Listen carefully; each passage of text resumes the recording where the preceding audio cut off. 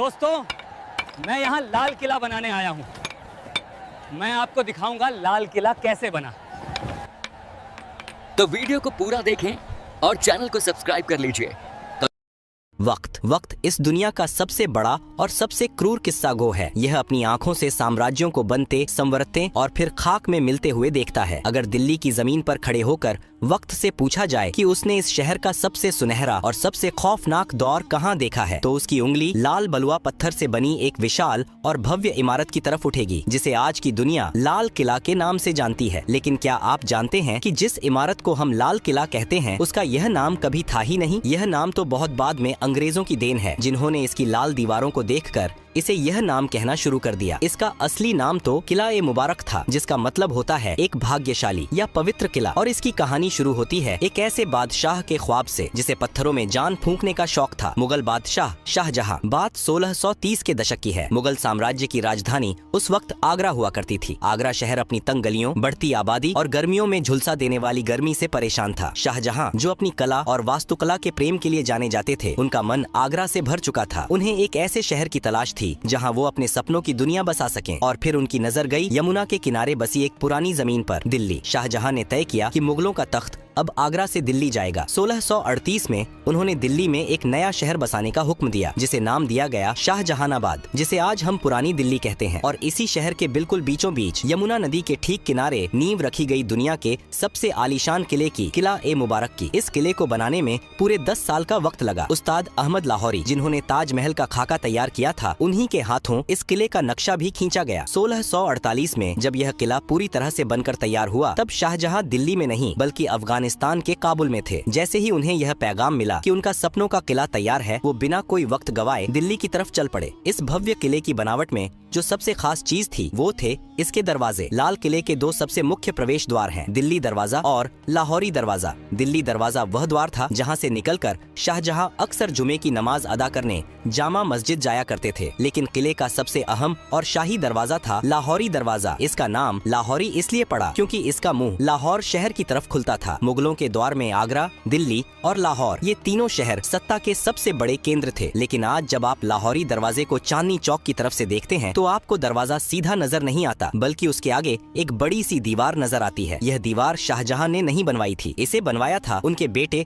और मुगल बादशाह औरंगजेब ने। औरंगजेब को लगता था कि लाहौरी दरवाजे से बाहर खड़े होकर कोई भी आसानी से किले के अंदर की हलचल, यहाँ तक कि दीवान ए आम को देख सकता है। किले की सुरक्षा को बढ़ाने के लिए उसने दरवाजे के ठीक आगे एक घुमावदार दीवार खड़ी कर दी। उस वक्त शाहजहां अपने ही बेटे औरंगजेब द्वारा आगरा के किले में कैद थे। जब उन्हें पता चला कि औरंगजेब ने लाहौरी दरवाजे के आगे दीवार खड़ी कर दी है, तो उन्होंने भारी मन से औरंगजेब को एक खत लिखा था। उस खत में शाहजहां के अल्फाज कुछ यूं थे: बेटे, तुमने यह दीवार खड़ी करके किले को सुरक्षित नहीं किया है, बल्कि तुमने किले रूपी दुल्हन के चेहरे पर घूंघट डाल दिया है। इसी वजह से इतिहास में इस दीवार को घूंघट वाली दीवार भी कहा जाता है। विडंबना देखिए, जिस दीवार को एक मुगल बादशाह ने सुरक्षा के लिए बनवाया था, उसी दीवार की प्राचीर से आजादी के बाद 15 अगस्त 1947 को आजाद भारत के पहले प्रधानमंत्री पंडित जवाहरलाल नेहरू ने पहली बार तिरंगा फहराया था। जैसे ही आप लाहौरी दरवाजे से किले के अंदर कदम रखते हैं, आपके सामने मुगलों का एक अलग ही संसार खुल जाता है। अंदर जाते ही जो सबसे पहली जगह आती है, वह है छत्ता बाजार, जिसे मीना बाजार भी कहा जाता है। शाहजहां ने यह बाजार खास तौर पर अपनी बेगमों और शाही परिवार की औरतों के लिए बनवाया था। अरब, फारस और तुर्की से बड़े बड़े व्यापारी यहाँ रेशम, कीमती पत्थर, इत्र और जेवरात लेकर आते थे। यह छत से ढका हुआ एक ऐसा अद्भुत बाजार था, जो आज भी 350 सालों बाद अपनी उसी जगह पर मौजूद है, जहां आज सैलानी अपनी यादों के लिए सामान खरीदते हैं। छत्ता बाजार की रंगीनियों को पार करते ही आप एक खुली जगह पर आते हैं और आपके सामने खड़ी होती है एक और शानदार लाल इमारत, नौबत खाना। नौबत खाना यानी वो जगह जहां शाही शहनाई और नगाड़े बजते थे। दिन में 5 बार यहाँ अलग अलग धुनों में नौबत बजाई जाती थी, जो शहर के लोगों को वक्त का अंदाजा देती थी। जब भी कोई बड़ा शाही मेहमान या खुद बादशाह किले में आते थे, तो इसी नौबत खाने से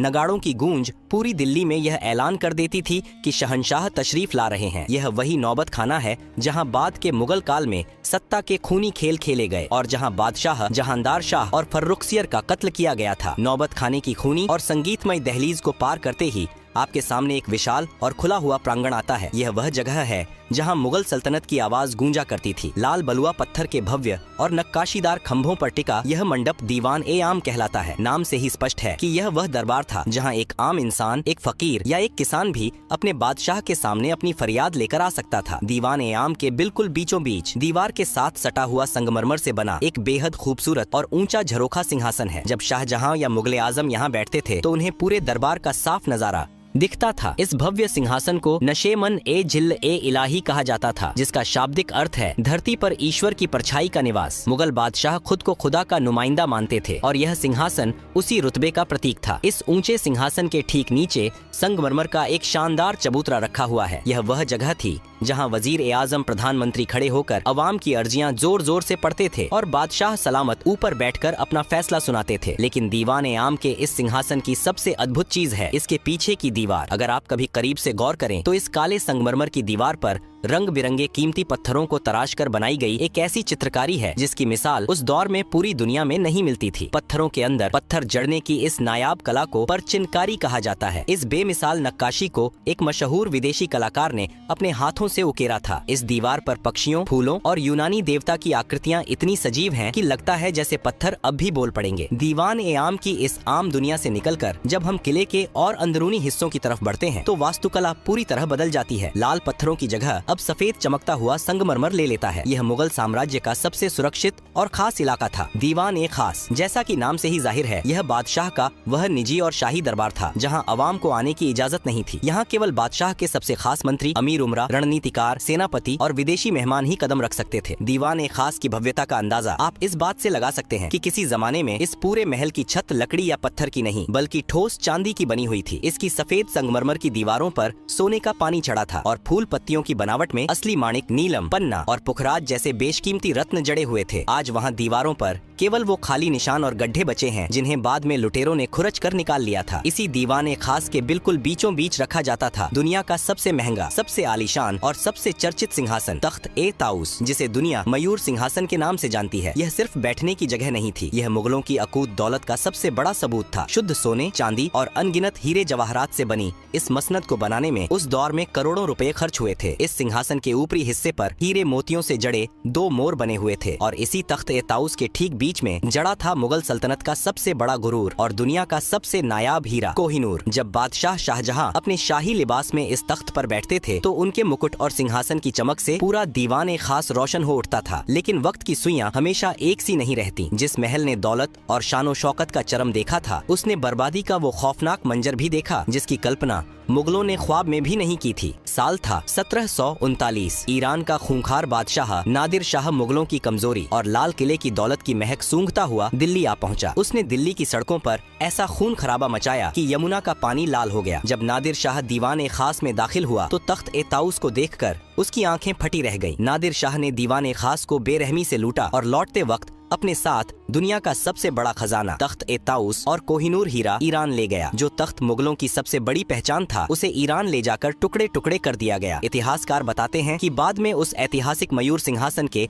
एक टूटे हुए निचले हिस्से को ईरान के तेहरान के एक संग्रहालय में आखिरी बार देखा गया था। दीवान ए खास की दौलत भले ही लुट गई हो, चांदी की छतें उखड़ गई हो और कोहिनूर छीन लिया गया हो, लेकिन इसकी दीवारों पर उकेरी गई कुछ लाइनें आज भी इसकी खोई हुई जन्नत की गवाही देती हैं। दीवान ए खास के मेहराबों पर फारसी भाषा में वे मशहूर पंक्तियां आज भी मौजूद हैं, जिन्हें महान सूफी संत और कवि अमीर खुसरो ने कभी कश्मीर के लिए कहा था, लेकिन शाहजहां को वे इतनी पसंद आईं कि उन्होंने इसे अपने इस महल में लिखवा दिया। अगर फिरदौस बर रुए जमी अस्त, हमी अस्तो हमी अस्तो हमी अस्त, अर्थात अगर इस धरती पर कहीं स्वर्ग है तो वो यही है और बस यही है। भले ही आज वो कोहिनूर जड़ा तख्त ना रहा हो, लेकिन जब आप उन सफेद संगमरमर के मेहराबों के बीच खड़े होकर इन लाइनों को पढ़ते हैं तो एक पल के लिए आप मुगलों के उस वैभवशाली दौर में पहुंच जाते हैं जहां सचमुच धरती का स्वर्ग इसी लाल किले के अंदर बसता था। दीवान ए खास की उस जन्नती और चकाचौंध से भरी दुनिया से जब हम लाल किले के और भी अंदरूनी और नितांत निजी हिस्सों की तरफ बढ़ते हैं तो वास्तुकला एक अलग ही रंग में रंग जाती है। इस्लामिक वास्तुकला में जन्नत का तस्वुर बिना बहते हुए पानी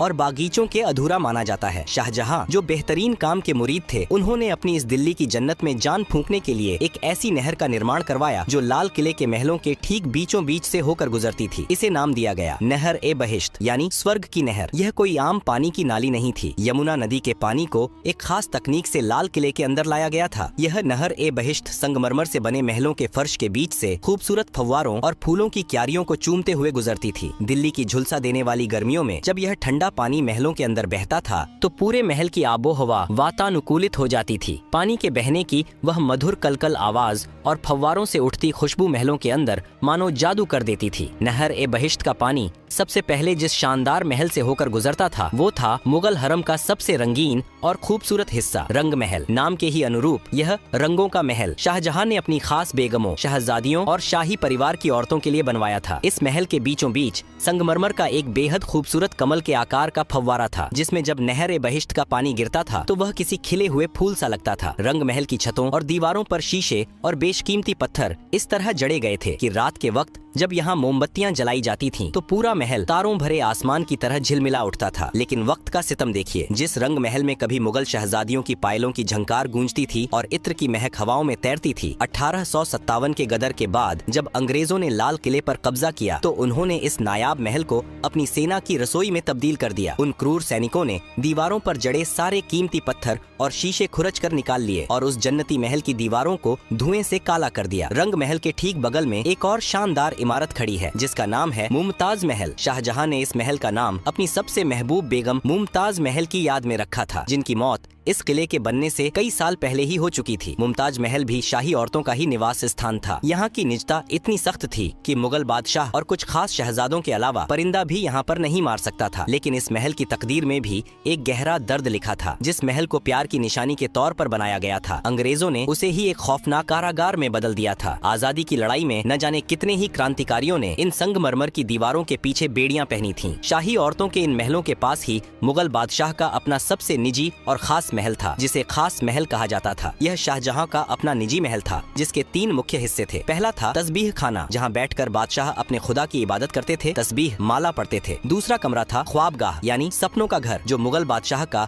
निजी शयन कक्ष था। और तीसरा हिस्सा था बड़ी बैठक, जहाँ बादशाह अपनी फुर्सत की घड़ियों में आराम फरमाते थे और अपने सबसे करीबियों के साथ वक्त बिताते थे। इमारतों की इन भूल भुलैया से निकलकर जब आप किले के उत्तरी हिस्से में जाते हैं तो वहाँ मुगलों का एक विशाल और जन्नत नशीं बागीचा हुआ करता था, जिसे हयात बख्श बाग कहा जाता था। फारसी में हयात बख्श का मतलब होता है जिंदगी देने वाला बाग। आज भले ही वहाँ सिर्फ घास के खाली मैदान बचे हैं, लेकिन एक दौर था जब यहाँ रंग बिरंगे और खुशबूदार फूलों के गलीचे बिछे रहते थे और बीच बीच में फव्वारे नाचते थे। इसी हयात बख्श बाग के दोनों सिरों पर 2 बिल्कुल एक जैसी दिखने वाली संगमरमर की इमारतें मंडप आमने सामने खड़ी हैं। लाल किले के पूरे इतिहास में इन 2 इमारतों का नाम सबसे अनोखा है। मुगल दौर में जहाँ हर इमारत का नाम फारसी भाषा में रखा गया था, जैसे दीवाने आम, नौबत खाना, वहीं इन 2 इमारतों का नाम शुद्ध हिंदी या हिंदुस्तानी महीनों के नाम पर रखा गया, सावन और भादों। क्या आप जानते हैं कि इनका यह नाम क्यों पड़ा? मुगलों को बारिश के मौसम से बेइंतहा मोहब्बत थी। सावन और भादों मानसून के वो 2 महीने हैं जब भारत में झमाझम बारिश होती है। इन दोनों मंडपों के अंदर एक ऐसा जादुई जल प्रणाली बनाया गया था कि जब नहर का पानी छत से होकर नीचे गिरता था तो ऐसा लगता था